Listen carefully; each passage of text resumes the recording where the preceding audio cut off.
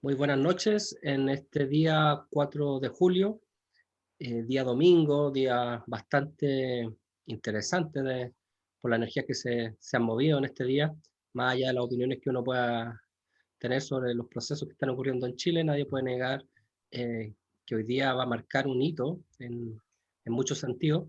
Y en este día tan crucial, tan importante, vamos a tener un invitado diferente en Disidencias. Nunca habíamos traído a un músico, por lo cual creo que es importante darle una cabida, no solamente a las expresiones que tienen que ver con la literatura o con la danza o con el pensamiento en general, sino también al arte musical. Así que tenemos el honor de tener acá a Patricio Melhaller, un gran músico, también un buen amigo, un gran creador. Así que démosle paso a esta entrevista. ¿Cómo estás, Patricio? ¿Qué tal? Muy bien, Sergio, gracias por invitarme. Bueno, también muy contento de verte, que no nos vemos hace mucho tiempo que no conversábamos, así es que ya sea así virtualmente se aprecia mucho. Sí, creo que la última vez que conversamos fue, no sé, hace más de un año seguramente, antes del Kali Yuga, que esperemos termine luego. Hay que ser firmes para pasar este proceso histórico, ¿cierto? Sí. Oye, Patricio, cuéntanos, bueno, vamos a conversar muchas cosas, pero hablemos como para ir por cierto orden un poco de cómo nace en ti la afición a la música. ¿En qué momento de tu vida tú recuerdas si quizá hubo alguna impresión, algún cantante, algo que te llamó la atención y que hizo que tú después quisieras como crear, componer? Sí, bueno, quizá tu público no me conoce, algunos sí, no lo sé, pero lo que me dedico yo como compositor, solista, es hacer música neoclásica, postmoderna, oscura. Y obviamente en ese sentido una influencia muy grande. Yo me acuerdo de los años, no sé, fin de los 90, por ejemplo, escuché una banda que quizás algunos la conocen, que se llama Devil Doll, que es una banda, bueno, que en realidad está compuesta por un personaje muy enigmático y fascinante, que es Mr. Doctor, que es el cantante y el compositor, junto con otro grupo de compositores, y una banda que en realidad fue eh, bueno, que me influenció mucho en términos de composición, la, esto teatral que tiene también, las letras ahora que veo ahí tu cuadro de Alan Poe atrás, alguien que estaba muy influenciado por Poe también, y la música era muy teatral y oscura, y para ese tiempo ya progresiva, fin de los 90. Yo escuché, bueno, comenzó a principios de los 90, yo escuché a final de los 90. Eso fue una influencia muy grande para también tomar, por ejemplo, un teclado y empezar a crear las primeras melodías, por ejemplo. Aprender a tocar, de hecho, el primer acercamiento a la música, aprender bueno, autodidactamente los primeros acordes, primeras melodías, como te digo, las primeras creaciones. Ese es un momento bien importante cuando descubro esa banda, pero obviamente en torno a todo eso también está el rock, que es algo que a nosotros, por lo menos los que crecimos durante los 90, es muy importante, el metal es muy importante.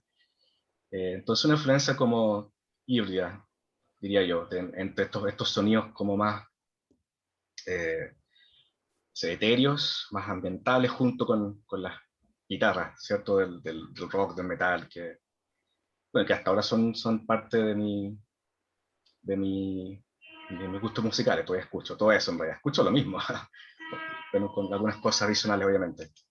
Pero eso podría ser un punto de partida, creo yo, por ahí por fin de los 90, principios de los 2000. ¿Qué Sí. bandas, por ejemplo, tú sientes que te han marcado?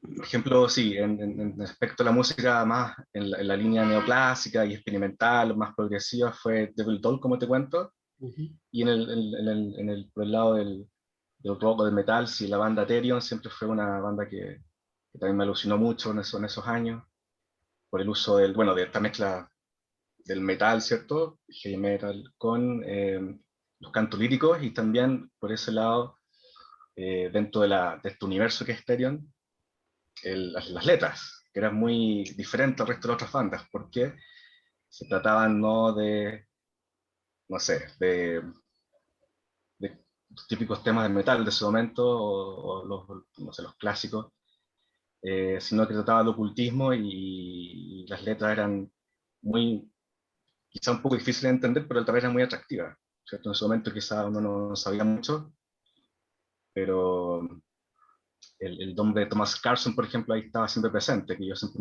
cuando veía el arte de los discos veía que él escribía las letras, por ejemplo, y Christopher Johnson era el que hacía la música.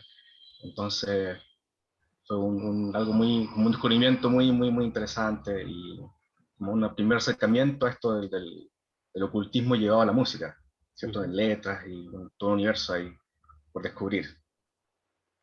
Perfecto, perfecto. Yo creo que sí, tiene una influencia muy importante. Ya vamos a hablar un poco del esoterismo, del ocultismo en tu obra y en tus intereses.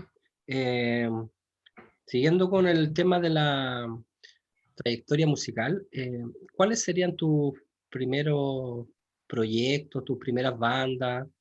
Cuéntanos un poquito de tu historia ya como compositor, como músico, ya con otra gente o en solitario.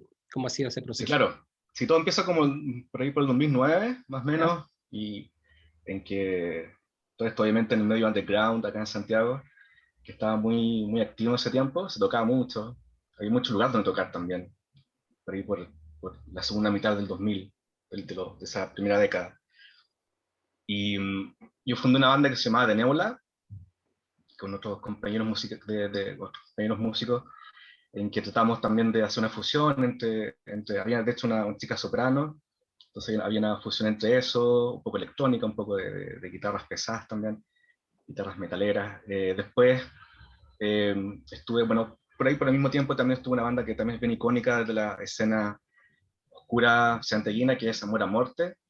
Estuve con ellos un tiempo también, que fue un gran honor estar con los chicos de Amor a Morte. Esas bandas se fueron, bueno, con el tiempo disolviendo, y después por ahí por el 2012, junto con el vocalista de la banda, todavía activa actual, fundé Insider, que es una banda que mezcla industrial con elementos góticos, rock gótico, metal. Todavía está activa conmigo, con Chris, que es el vocalista, y mis integrantes que han ido llegando en el último tiempo, los últimos años. Todavía estamos, de hecho, activos y, bueno, semiactivos. Obviamente con esto cuesta hacer música, cuesta ensayar, cuesta hacer todo. Ahí estamos batallando. ¿Y en qué lugares has tocado? ¿En qué?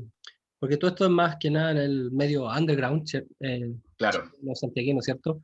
Pero ¿en qué lugares para la gente como que ha participado de la escena underground has estado? Sí, bueno, a lo largo de los años, yo creo que, bueno, son hartos escenarios, son ¿Ya? muchas tocatas, es difícil acordarse de todas, pero sí, ¿Ya? siempre una vez, bueno, recuerdo un escenario grande que tocamos, fue el Club Miel, ya no existe ese. Eh, una vez también, bueno, que de los escenarios grandes tocamos en el espacio San Diego también, que recuerdo, que no sé, estoy muy seguro si el nombre es ese, también un lugar también en calle San Diego, que es mucho lugar donde se tocaba en ese momento. También tocábamos ahí junto con una banda, de hecho teníamos una banda con Insider, con la banda que todavía estoy, la banda que está activa, tocamos con Dasig, con una banda alemana también de industrial, muy reconocida, tocamos con ellos, una gran experiencia. Bueno, y mucho lugar pequeñito que en ese tiempo estaba muy activo en la ciudad. Ahora, bueno, no solamente ahora, sino que con los años eso se fue un poco diluyendo. Hay esfuerzos todavía que se hacen, obviamente, para mantener todo activo, tener lugares donde tocar. Pero es complicado, es complicado. A veces, eh, no sé, es más gratificante a veces tener, por ejemplo, la opción de grabar un disco, ¿cierto? De poder mostrar tu obra, ya sea en solitario o con una banda, porque el otro se hace cada vez más difícil encontrar lugares donde tocar, ¿cierto? También hay mucha oferta de bandas, también que eso influye. Hay más bandas cada vez y hay cada vez menos lugares donde tocar, entonces a veces cuesta encontrar el espacio.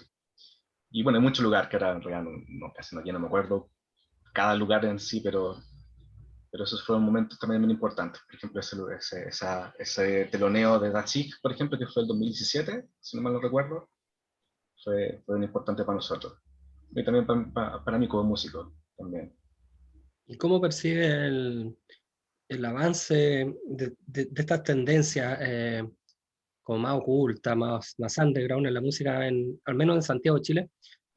¿Tú sientes como que esto ha decaído, aumentado?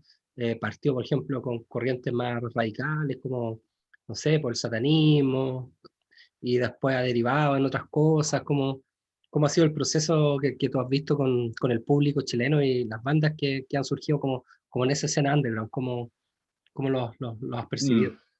sí, en la escena, o sea, honestamente creo que la escena que yo conozco, la que estoy más familiarizado, no sé si lo ocultismo algo como algo que esté muy presente, ¿ah? En términos de que sea parte del proceso creativo o en términos de letras, no sé, o inspiración, ¿cierto? Eh, Creo que todavía hay algo que es como muy de los 90, que se arrastra un poco de los 90, la influencia europea y norteamericana, que estaban como más ligados al satanismo, ¿cierto? Más que al ocultismo, Ujú. es más satanista quizás que luciferiano en ese sentido.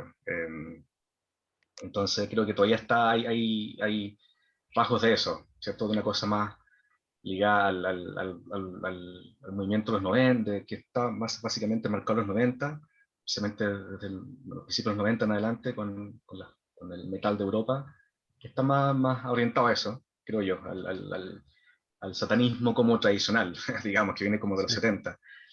Pero en ocultismo, que creo que lo que estamos refiriendo es algo un poquito más allá del satanismo, algo mucho más profundo, ¿cierto? La espiritualidad en general, eh, de diferentes corrientes que pueden haber dentro de todo eso, yo no lo veo mucho. ¿Ah? Hay ciertos dejos de eso, pero yo creo que todavía está en una etapa bien como de esos años que te mencionaba, ¿no? 70, 90, más marcado como más enmarcado lo que es el satanismo más clásico. Así es que sí creo que todavía falta para...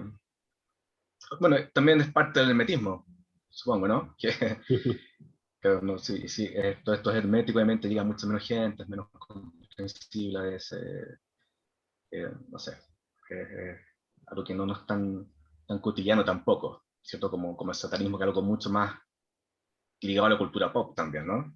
Desde el año 70 en adelante, se ha apoderado de todo este aspecto de la música. Bueno, no toda, pero algunos géneros de la música, especialmente el metal. Como para explicarle a la gente que están revisando este video, uno de los motivos que me motivó a entrevistar a Patricio tiene que ver justamente con lo que estábamos hablando en cuanto a que yo percibo que al menos en tu caso, en tu obra, hay, hay un, ¿cómo decirlo? A ver, no solo una pasión, sino también un trabajo intelectual, un estudio de distintas vertientes del esoterismo y del ocultismo. Eso me pareció sumamente eh, diferente a lo que se hace, porque claro, como bien dice, en la música oscura o el rock oscuro, o como queramos llamarlo, se tiende siempre como a repetir ciertos patrones. No sé, por el pentagrama invertido, no sé, por la cruz invertida, ya como una estética específica, mucho Lovecraft, mucho Anton LaVey, de repente aparece Nietzsche por ahí cuando mucho, y ahí como que queda, se repite esto Ujú. en infinidad de ocasiones. Pero en tu caso yo percibí como algo muy distinto, y bueno, por algo también somos amigos, porque percibí como que había una profundidad mayor de estas cosas. Y, y cuéntame un poco ya, quizás dejando tanto el tema musical, pero obviamente igual tiene que ver, pero del Claro. Patricio en su búsqueda interna, qué te motiva en el camino espiritual, qué corrientes te interesan, qué autores, por ejemplo, te llaman la atención.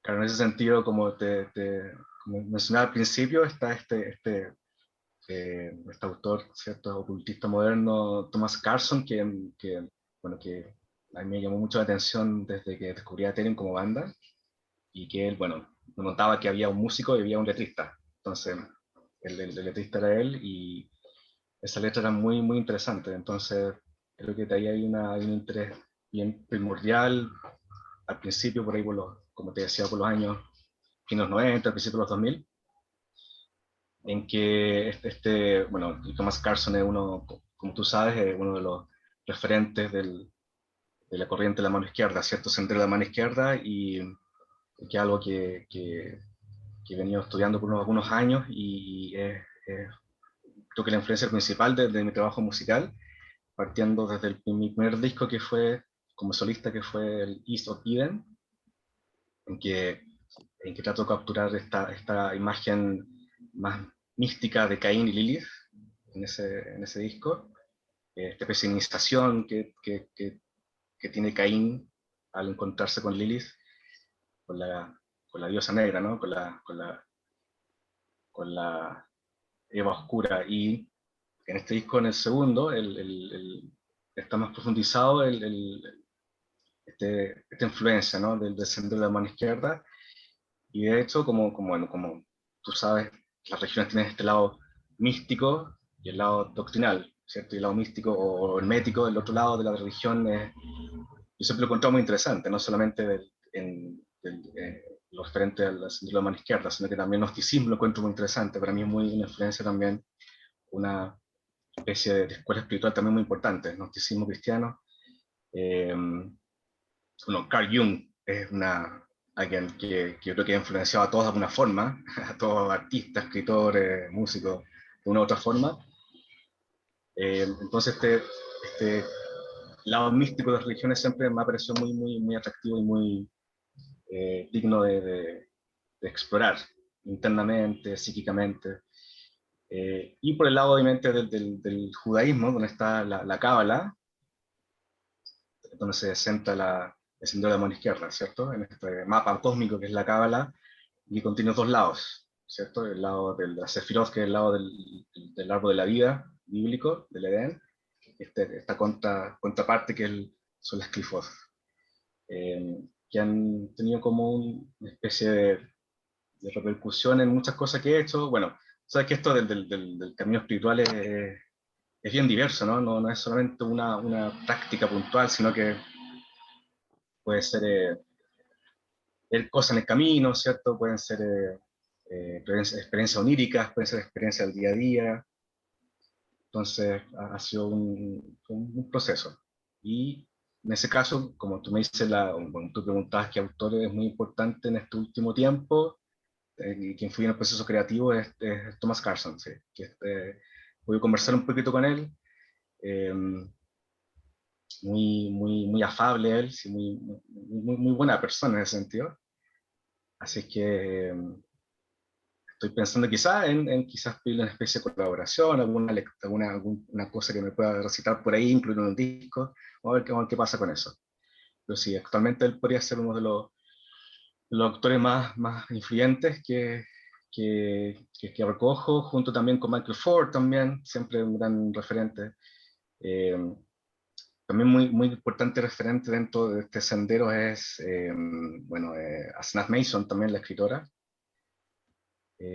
También, es lo más práctico, ¿cierto? De la magia y a la praxis. De hecho, la recomiendo a ella, en ese sentido, para introducirse a la praxis del sendero de la mano izquierda. Muy buena escritora y también muy asible en ese sentido. Voy a, voy a mencionar algunos autores, me interesaría así como una, a ver, como el primer pensamiento que te surja o alguna idea en relación a esos autores. Te voy a preguntar obviamente autores que yo creo que has leído. Y así brevemente como para conocer tu impresión. Aleister Crowley, La voluntad, ¿ya? bajo voluntad, sí, bueno, la ley, sí. Se me viene a la cabeza el amor, ¿Ya? ¿Está ese bien? concepto nuevo de amor, ¿no? Sí, mm, sí. Eh, También un referente, obvio. Siempre presente en esto que no se sabe bien que si es mano derecha o mano izquierda, ¿no? De Crowley, que siempre está como en todo presente de alguna otra forma. Es una gran influencia, ¿cierto? Como Sí, sí. también un cierto tipo de música hoy día. Eh, Osman Speer, Austin Osman Speer. Sí, el placer, ¿ah? Sí, y este está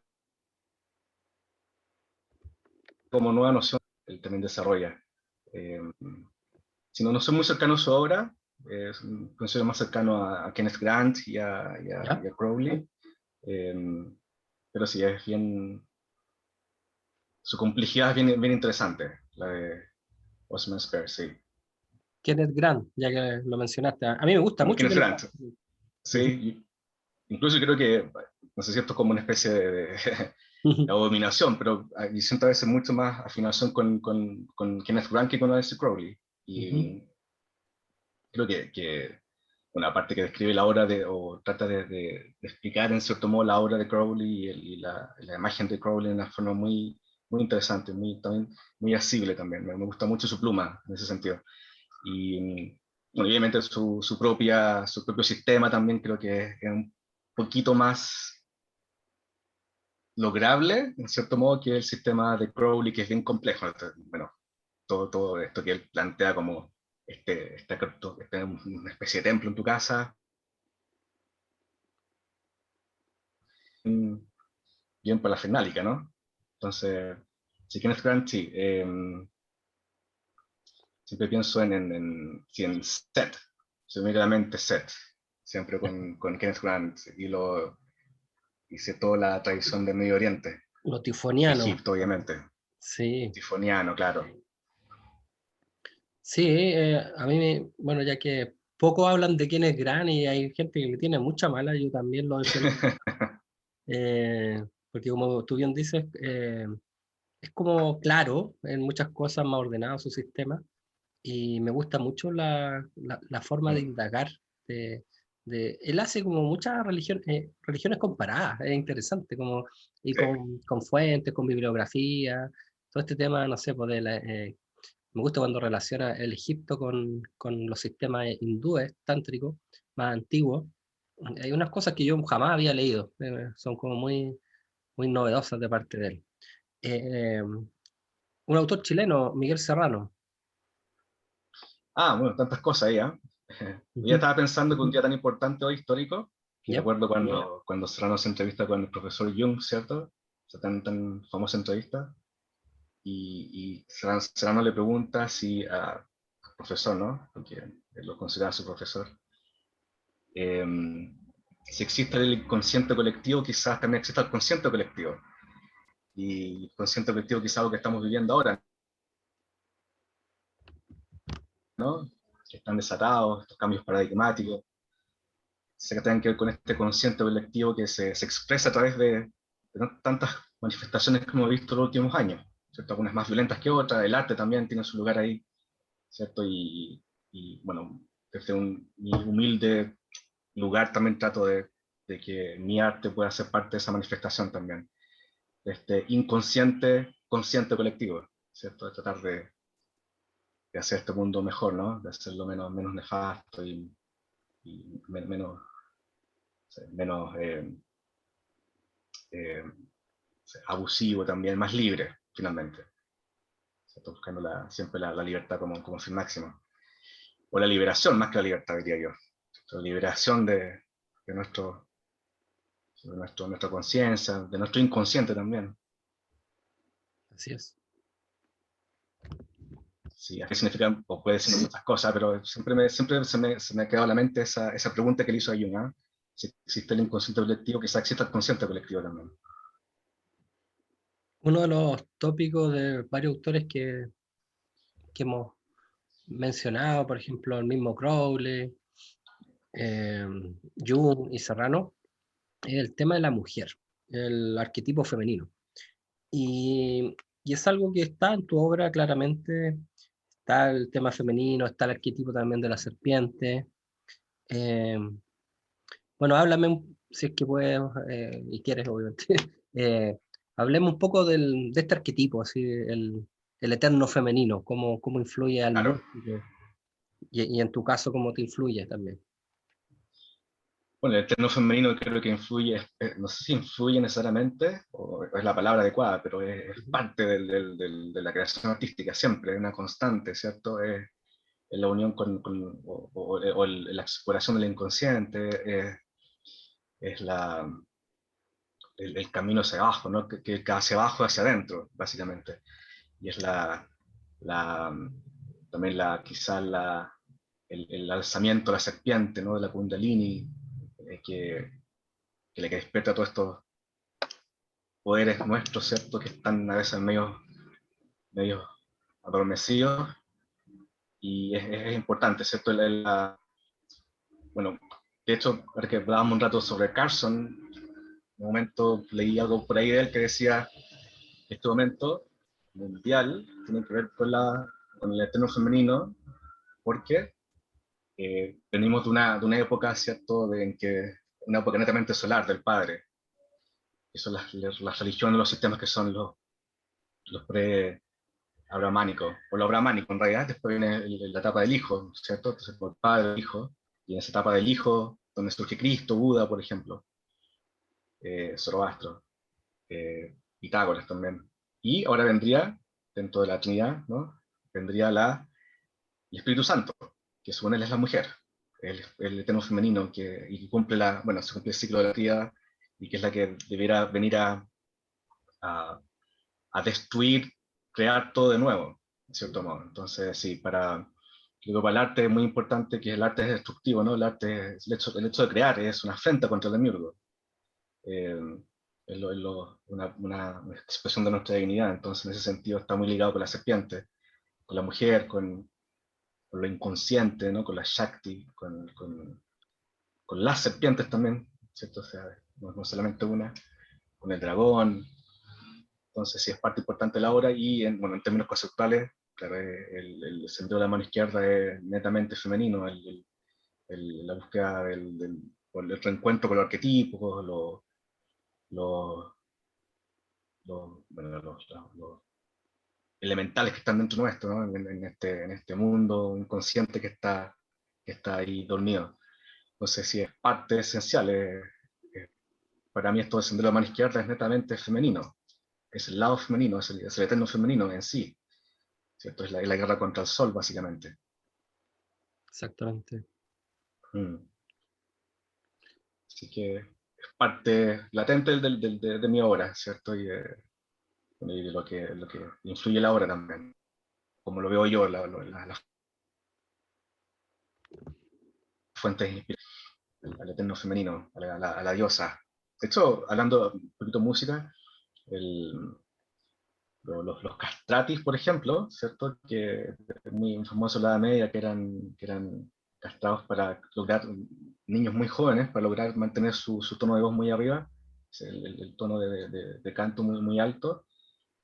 Hay un simbolismo ahí de eso también, que es que ciertos místicos también después hacían lo mismo, ¿cierto? No cantantes, me refiero, sino que místicos hacían también, en teoría, esa autocastración para serle fiel a la diosa, y no caer en tentaciones. Entonces ahí bueno, sí es simbolismo, un simbolismo muy, muy, muy interesante entre los castatri y los místicos también. También apunta hacia la lealtad, o hacia estar siempre enamorado de la diosa, ¿no? Y no engañarla. Es interesante eso. Un buen punto ese, ¿cierto? Da para mucho, es como la influencia sutil que tenemos los artistas, varones, siempre está ahí como asomándose e inspirando también. Oye, en cuanto a tus creaciones ya como solista, eh, ¿con cuántas contamos hoy día? Bueno, yo acá tengo un CD que gentilmente tú me regalaste, eh, tu última obra, y que todo es muy, muy bello, la verdad, el artwork, bueno, hay un texto de Crowley también ahí, muchos temas de la Siempre Crowley, en todos lados. siempre aparece, ¿cierto? La influencia. Y la música muy, muy interesante, ah, esta fusión, y siempre oscura, como profunda también, como muy, muy especial para cierto tipo de meditaciones. Eh, ¿Cuáles son las obras que tienes, Patricio, como Sí, músico? primer disco que claro, como solista, el primero fue, que lo mencioné hace un momento, el East of Eden, ¿cierto? Al este del Edén, ¿cierto? Que es donde está la tierra Nod, ¿no? Es donde es exiliado Caín, donde se encuentra con Lilith y tiene este proceso iniciático y de despertar con la madre novia, que es Lilith. Ese es el primer disco, que estamos enfocados en música épica, oscura, es bien, bien pomposo, de 2017-2018, que el primero, el debut, y este es Amenti, que es, como tú sabes, el submundo de los egipcios, ¿cierto? Volviendo a este tema del inconsciente, hacia abajo, hacia adentro. El segundo disco de este año, lo lanzamos este año, el 2021, con el arte que te gustó ahí de mi esposa Claudia, ya que tú conoces, así que está muy, muy bello, muy, muy, muy talentosa, y le quedó precioso. Es un EP de 5 temas y estamos también ya trabajando para hacer la segunda parte, porque como son, tú sabes, en el árbol de la muerte son 10 clifos, bueno, son 11, hay una clifos oculta, son, son 10, lo que son 10 piezas, 10 piezas musicales. En este disco que tienes tú ahí hay 5, las primeras 5 clifas, y estamos ya preparando la segunda parte, que es las siguientes 5 clifas, y para esa segunda parte queremos contar ojalá estamos en conversaciones con un coro de cámara, así que va a ser así maravilloso también. Así que también desafío como músico, como compositor, trabajar con un coro, así es que estamos en eso ya, preparando ya todo para que podamos quizás tenerlo listo, no sé, segundo semestre del otro año, ojalá, empezando el segundo semestre del 2022, por ahí. ¿Cómo ocurre en ti el proceso creativo de una obra musical? ¿Cómo se da generalmente? ¿Necesitas como algún medio idóneo para inspirarte? Dices, ya hoy día quiero crear algo, hoy día tengo tiempo para crear algo, o aparece la música en un sueño. ¿Cómo se da? ¿Hasta qué punto es Aunque sea tan que, mm, inconsciente eso?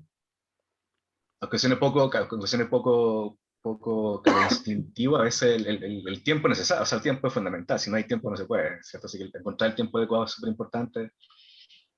Bueno, depende mucho de fuentes de inspiración, que a veces pueden ser, inspiración no solamente es un libro, ¿eh? No solamente es, bueno, a veces lo es obviamente, o un pasaje, algo, pero no solamente eso, también hay experiencias oníricas, hay también conversaciones a veces, en que si uno está atento y lees las señales, las puede descifrar, hay cosas ahí que uno puede ocupar también como inspiración, ¿cierto? En el sentido que el inconsciente está hablando. Eh, Puede ser una imagen, puede ser un cuadro, puede ser también una película que uno pueda ver.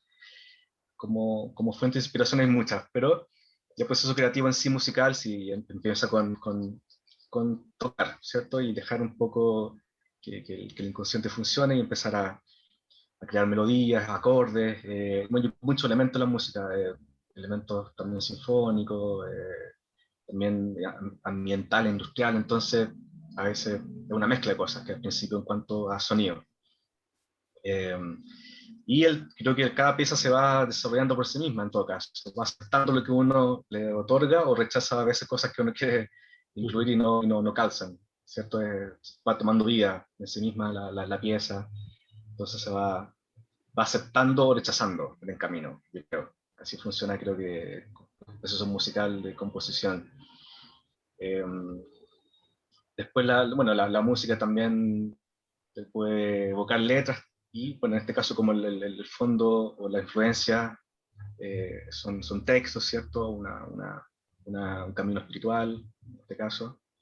Eh, También se va tomando eso, conceptos, palabras, ¿cierto? De los textos para poder ir armando la letra.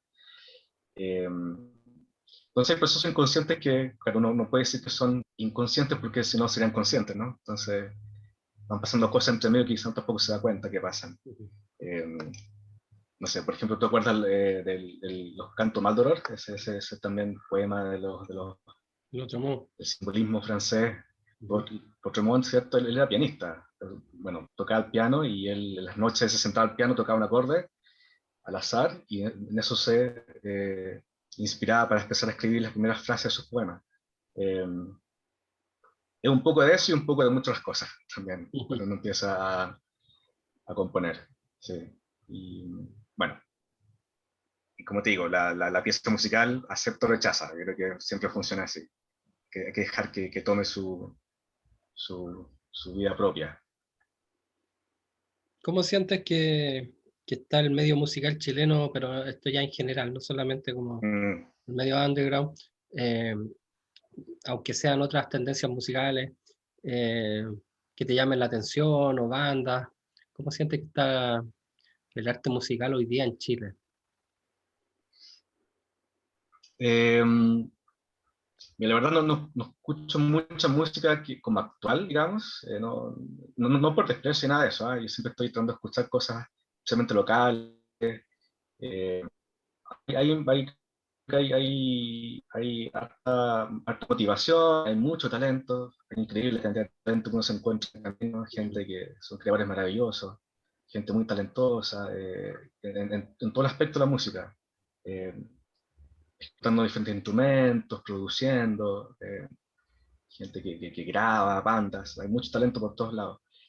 Lo lamentable y lo triste es que siempre falta espacio, y falta recursos, todo siempre autogestionado, autofinanciado, etcétera. Entonces, todo eso va un poco agotando la motivación. Entonces, se han quedado muchos proyectos en el camino, muchas bandas buenas en el camino, mucha gente talentosa se hastía eventualmente, no sigue adelante. Entonces, en ese sentido, creo que hay mucho talento, pero seguramente el 5% es el que realmente logra algo concreto, en términos, por ejemplo, comerciales, o en términos de difusión, o en términos de poder vivir de la música, que es algo que, bueno, que es muy difícil lograr.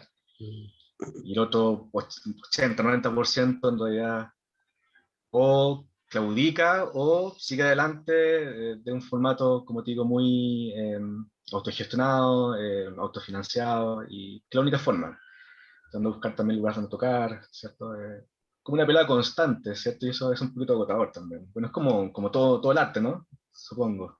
Es Todo difícil es ser artista en Chile, ¿eh? como todo medio Terrible. peleado. Hay Sí, que ir peleándose en todo el ámbito, entonces eh, es difícil, claro. Por eso quizá yo disfruto por lo mismo, como sé que el otro es tan difícil de lograr, disfruto mucho por eso mismo creativo. Trato de disfrutarlo a concho porque es lo que más se puede disfrutar, porque es lo que no está condicionado por nada más, ni exacto. por limitante económica, ni es lo que, como a ti como escritor también te va a pasar, solamente el buscar bibliografía para tu siguiente obra, instruirte, aprender, motivarte, inspirarte, es una parte que nadie puede tocarla, que nadie puede, que no es financiable eso, ¿cierto? No requiere nada más que solamente tu imaginación, tu mente, tu corazón. Entonces es el momento, claro, creo yo, del arte que se disfruta mucho más, porque todo el resto es pelearlo.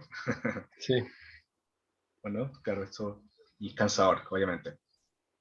Es impresionante la cantidad de artistas que hay en Chile y que lamentablemente se ven frustradas sus expectativas de dedicarse más al arte porque en el fondo no, el apoyo estatal es pobrísimo, el apoyo social también muchas veces es muy poco.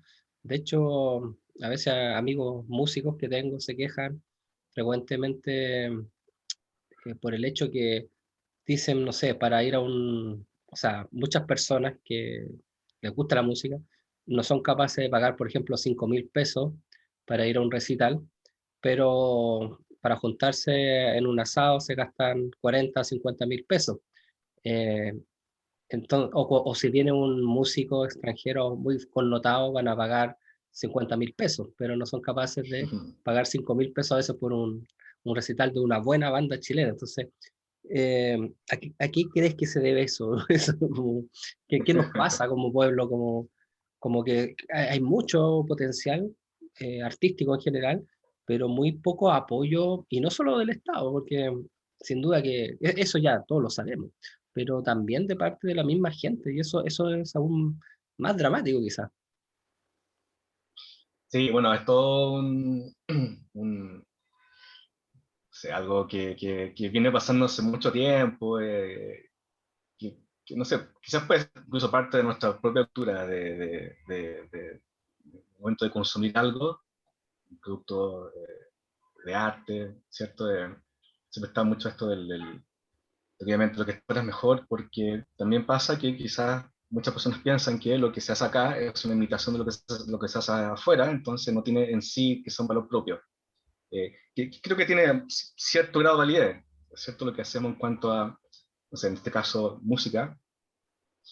Bueno, yo tengo la oportunidad de escuchar muchas bandas en vivo y locales y en realidad no, a veces, sin desmerecer a nadie, obviamente, con mucho respeto, sí, en realidad no es nada nuevo comparado con los referentes de siempre internacionales. Entonces, hay gente que quizá como consumidora ve eso también, ¿cierto? Y creo que una crítica válida. Eh, pero también está lo otro, que es solamente criticar porque es local, solamente o no apoyarlo porque es local de frentón, ¿cierto? Per se, porque es local. Entonces creo que ahí es un gran como error de percepción, ¿cierto? No apreciar que sí hay talento, hay cosas nuevas que yo escucho, por ejemplo, que son impresionantes y que nunca he escuchado de otras bandas de afuera, o Sí, nuevas fuera actuales, me refiero históricamente, que hay ciertas combinaciones de estilos que son muy interesantes. Es difícil inventar un estilo nuevamente, es casi imposible, ¿cierto? Son, como una vez por ahí, son solamente ciertas notas musicales, no se puede hacer mucho más que, con eso y seguramente Beethoven hizo 50% ya. Entonces, eh, el innovar cuesta mucho, ¿cierto? Pero en la música sí lo que se puede lograr es poder hacer una mezcla de cosas, hacer como lo que se llama crossovers, que funcionan bastante bien a veces. Creo que eso lo he visto en muchas bandas actuales ahora, eh, que logran eso muy, muy bien y eso hace que creo que tengan, no sé, quizá sé, que la gente tenga, no sé, el tiempo de apreciar ese tipo de arte nuevo que se está haciendo. Pero sí es difícil, ¿eh? Es difícil. Eso que tú dices, el ejemplo de que una persona se puede gastar 200.000 pesos en una entrada para un mega concierto y cuando llega una tocata más pequeña, autogestionada y quiere pagar en lugar de 5.000, quiere pagar 3.000. Sí, quizás como consumidores son un poquito egocéntricos también los chilenos, no sé. No, no sé, es difícil pensar como consumidor de música a veces también. es un Pero sí, tema, complica mucho. Por eso tema que social complejo, sí, también pasa, pero lo bueno es que también hay mucha cooperación entre artistas, eso sí pasa mucho. sí. Eh, pero aún así creo yo que ha cambiado un poco y ahora creo que la gente regatea al menos las entradas en eventos chiquititos locales. Se compran, se vende mucho disco, también a nivel muy Ya a está baja cassette, escala, ¿cierto? han vuelto los cassettes. ¿Perdón? Sí, pues. De hecho, ahora yo mis CD los he vendido en un par de semanas, por ejemplo. Son, Ujú. bueno, son copias limitadas, ¿cierto? Pero la gente sí está apoyando porque creo que hay algo como también de vuelta de apreciar nuevamente el objeto. Sí, Estamos con esta vuelta después de todo tan invisible y virtual del MP3, ¿cierto? Ahora bueno, los más jóvenes con Spotify.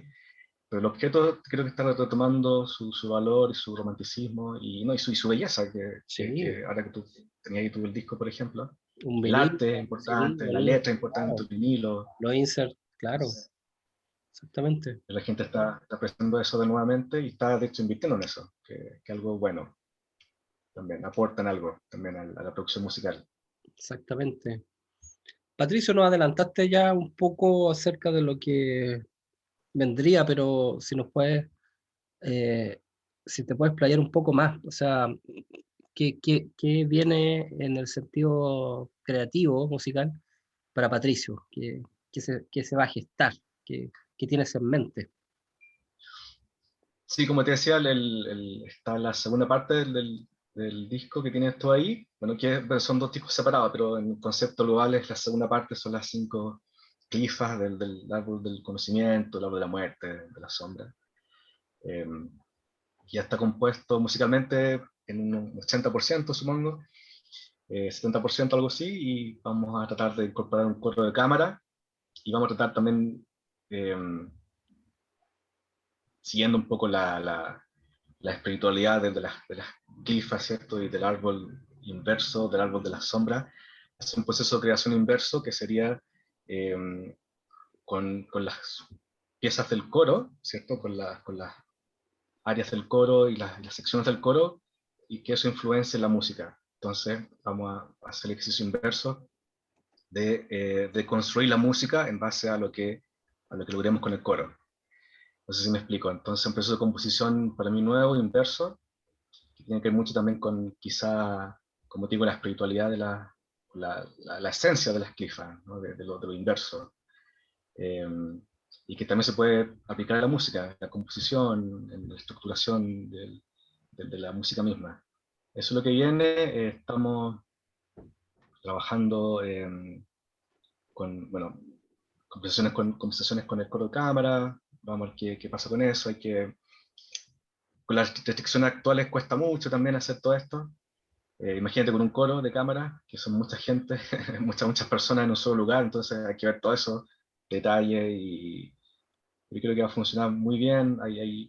Hay señales que dicen que va todo bien encaminado, así que el otro año vamos a sacar esa segunda sección de 5 temas para cerrar el ciclo de las clifas del árbol del conocimiento.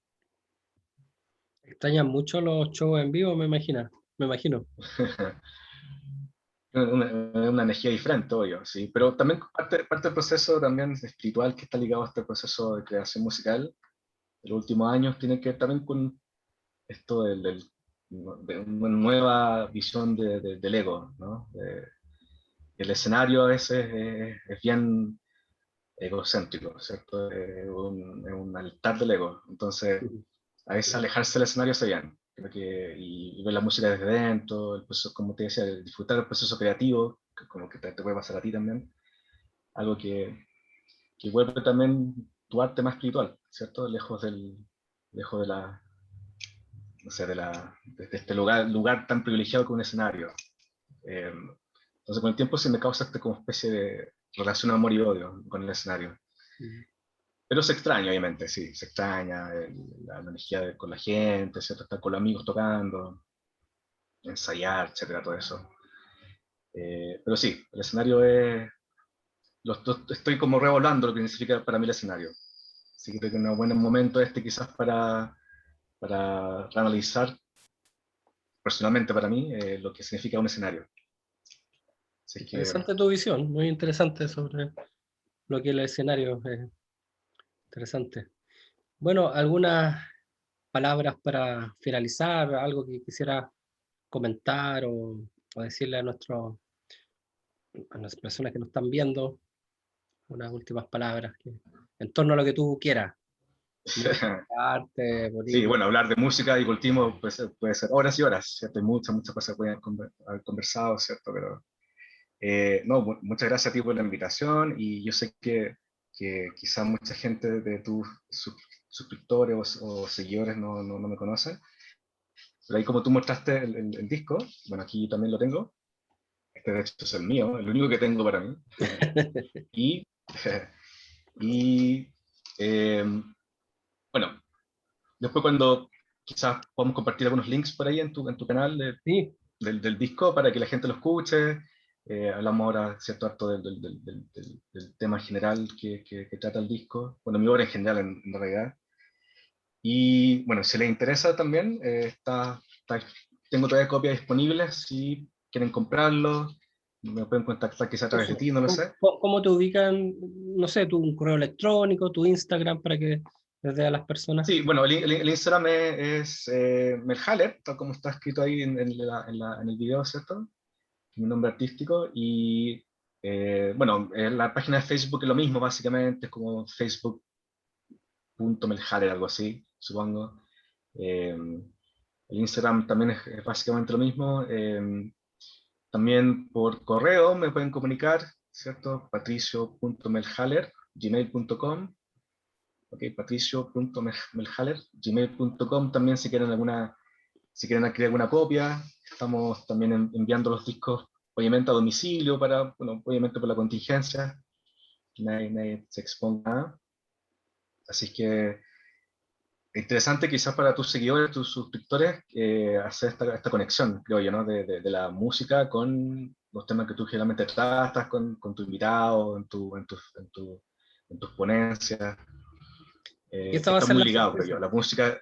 La música y el ocultismo creo que está muy ligado bueno, desde, no sé, ¿te acuerdas que cuando esa imagen cinematográfica que tenemos todos en la antigua Grecia, Egipto, en que hay muestran muchas escenas de músicos tocando liras o arpas, Sí. todo esto instrumento de tiraje, y era porque para ellos tenían propiedades curativas, y siguiendo bueno, la tradición pitagórica, cada tensión de esa cuerda correspondía a un número, y el número pitagórico, ¿cierto?, tiene ciertas características bueno, que están relacionadas con el macrocosmo, con el microcosmo, ¿cierto? Todo el trasfondo del número pitagórico. Entonces, desde siempre la música está obligada a la espiritualidad, no solamente al ocultismo como rama tan sesgada, sino que la espiritualidad en general, el misticismo. Y bueno, y ojalá tus seguidores, como te digo, tus suscriptores puedan tener la experiencia también bueno, de esto de hacer un poco la unión de la música y el misticismo, que es algo que existe desde siempre y todavía existe ahora, incluso en tiempos modernos todavía. Claro, la sorpresa va a ser esa. Yo creo que ahí vamos a coordinar una nueva entrevista con Patricio y vamos a hablar exclusivamente de la música y la espiritualidad, pero más específicamente el ocultismo, ¿ya? Vamos a hacer Mm. eso en otra ocasión, para más adelante, donde vamos a hacer una especie de repaso histórico de quizás ciertos hitos, ciertos músicos, ciertos álbumes que puedan ser interesantes de No, mencionar, eso es muy ¿cierto? entretenido, ¿eh? Si Creo que podemos, sería yo muy feliz, bueno. me invitas, yo feliz, y podemos hacer una intro de un recorrido de la música desde, como te decía, de los egipcios, los griegos, Hoy día. hasta Marilyn Manson, sí. Claro. Todo el Sí, recorrido completo, sí, sí, sería muy entretenido. sí, sería maravilloso. Eso, así que esa va a ser esa es la sorpresa que se me acaba de ocurrir en el transcurso de Sí, la yo conversación. feliz, Así que avísame solamente y nos da para juntamos. bastante. Ujú. Sí, sí, obvio. Así que un abrazo grande, Sergio. Mucho gusto verte también. Hasta tiempo Muchas que no gracias, conversamos. Patricio. Muchas gracias. Y bueno, hasta un próximo programa con Disidencias. Hasta luego.